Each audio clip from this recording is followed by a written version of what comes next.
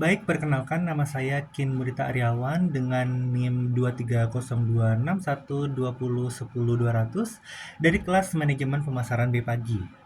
Nah, kali ini saya akan menjawab pertanyaan, di mana pertanyaan ini merupakan soal-soal dari ujian akhir semester kami untuk mata kuliah pemasaran strategik yang dengan dosen pengampu Ibu Nita Anggreni. Nah, untuk pertanyaan pertama, saya akan menjawab pertanyaan ini di mana itu berkaitan dengan analisis STP dari UMKM kopi lokal. Nah, topiknya ini adalah UMKM kopi lokal itu ingin memperluas pasar. Nah, di mana dengan jika ingin memperluas pasar itu maka brand UMKM kopi lokal ini perlu menerapkan konsep STP, yaitu segmenting, targeting, dan positioning. Nah, untuk segmenting tersendiri, UMKM itu perlu membagi pasarnya itu berdasarkan demografis, geografis, psikografis, dan perilaku. Nah, untuk demografisnya sendiri itu mungkin dari usia 19 sampai 40 tahun, pekerja muda, dan mahasiswa. Untuk geografis itu mungkin kota-kota besar di luar daerah asal, dan psikografisnya tentu pecinta kopi lokal dengan gaya hidup nongkrong dan suka produk lokal. Dan untuk perilakunya sendiri, itu konsumen yang rutin minum kopi dan terbuka pada brand baru. Untuk targeting sendiri itu dari segmentasi yang telah saya sebutkan tadi, untuk segmentasinya itu UMKM ini dapat memilih target utamanya yaitu anak muda, di mana anak muda urban yang menghargai kopi lokal berkualitas dengan harga yang terjangkau. Lalu untuk positioning sendiri itu menempatkan brand sebagai kopi lokal berkualitas dengan cita rasa khas daerah, autentik dan harga yang terjangkau. Nah, jadi dengan menerapkan segmenting, targeting dan positioning ini akan berdampak terhadap daya saingnya. Dimana dengan STP yang jelas, promosinya jadi lebih tepat sasaran, brandnya lebih mudah diingat, juga bisa mengefisienkan biaya pemasaran, dan juga produk memiliki keunikan dibandingkan dengan pesaing. Untuk yang kedua yaitu adalah produk minuman kesehatan, di mana terdapat penurunan penjualan, di mana ini terjadi karena konsumen itu tidak paham dengan manfaat dari produk tersebut. Nah, oleh karena itu kita perlu membangun value proposition, di mana ini kita bisa mengidentifikasi kebutuhan konsumen. Apakah untuk stamina, kesehatan, pencernaan, imun, ataupun untuk detox. Yang kedua itu memperjelas manfaat utama, namun tetap menggunakan bahasa yang sederhana. Contohnya yaitu membantu menjaga daya tahan tubuh setiap hari. Nah, jadi bagaimana caranya kita bisa memperjelas manfaat utamanya tapi dengan menggunakan bahasa yang sederhana agar konsumen itu paham akan manfaatnya. Yang ketiga yaitu dengan memberikan bukti pendukung, di mana bukti pendukung ini bisa berupa sertifikasi BPOM, sertifikasi halal, ataupun dari testimoni konsumen yang telah menggunakan produk kesehatan tersebut. Lalu juga dengan menerapkan komunikasi yang konsisten, di mana ini bisa melalui kemasan, melalui media sosial, maupun dengan iklan. Dan kita bisa mengedukasi konsumen juga, di mana seperti yang saya sebutkan tadi, kita bisa memanfaatkan media sosial, itu kita bisa membuat konten video, infografis, dan story yang edukatif.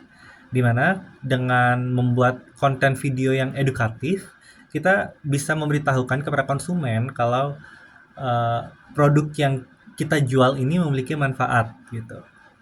Nah, jadi dengan demikian akan berdampak yaitu persepsi nilai produk akan lebih meningkat, kepercayaan konsumen tumbuh, dan perlahan-lahan penjualan akan berpotensi untuk naik. Nah, untuk yang ketiga yaitu brand fashion lokal. Di mana untuk menghadapi brand nasional itu brand lokal ini perlu menerapkan strategi diferensiasi yang berkelanjutan. Di mana strategi diferensiasi yang bisa dilakukan itu adalah mulai dari desain unik dan khas. Nah, di mana itu bisa dengan motif lokal atau limited edition. Yang kedua itu dari kualitas bahan, di mana kualitas bahannya mungkin yang lebih nyaman dan juga tahan lama. Tahan lama ini mungkin bisa seperti digunakan sampai bertahun-tahun pun kualitasnya masih tetap baik dan tetap nyaman digunakan. Dan yang ketiga yaitu dengan cerita brand atau brand story, di mana bisa mengangkat budaya, UMKM atau handmade. Nah, misal brand fashion ini berada di daerah Bali yaitu Ubud. Kita bisa mengangkat story tentang Ubud gitu sebagai pembuka, sebagai iklan juga, dan bisa mengangkat UMKM atau handmade lainnya juga. Lalu dengan menggunakan pelayanan personal, di mana jika ada konsumen yang memiliki tubuh atau size mungkin yang lebih besar dan tidak memiliki dan kita tidak ada size-nya nih.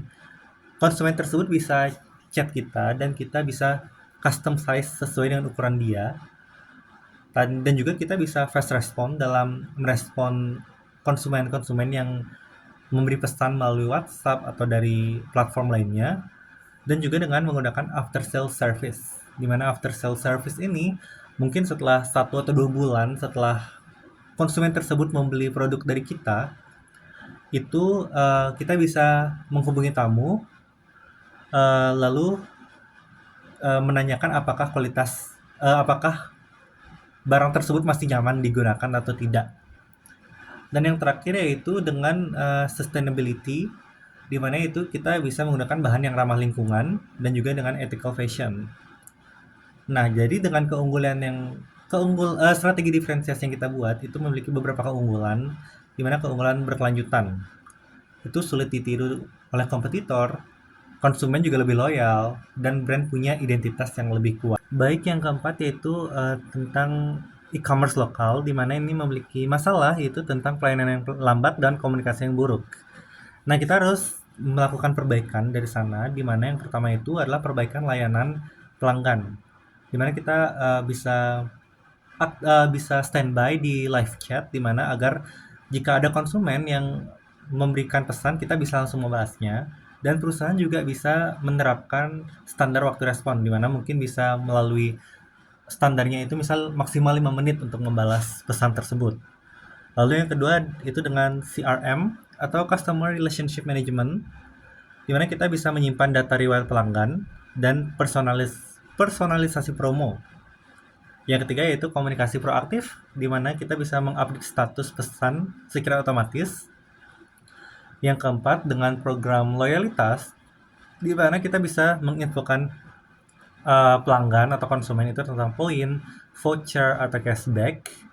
Dan yang terakhir itu penanganan keluhan yang transparan, di mana pertama-tama kita meminta maaf, lalu bisa memberikan solusi yang cepat.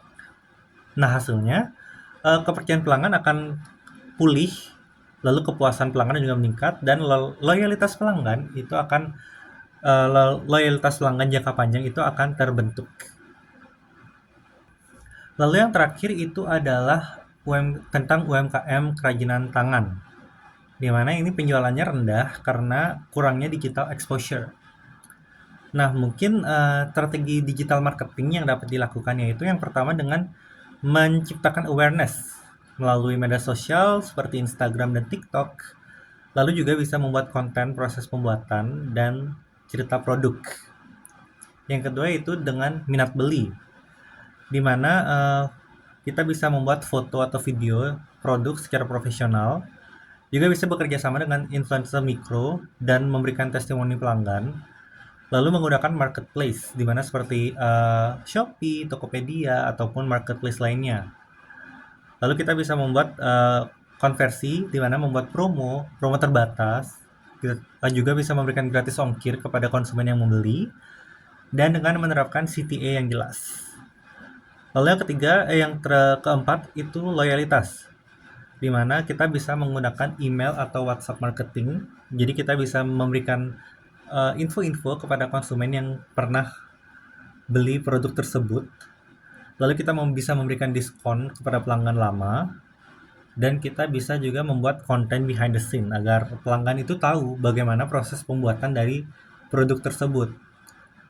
Nah, hasilnya adalah brand ini akan dikenal lebih luas, juga minat beli akan lebih meningkat, dan pelanggan akan menjadi loyal. Baik, sekian yang dapat saya sampaikan. Saya mohon maaf apabila ada kesalahan dari pengucapan saya. Akhir kata saya ucapkan terima kasih.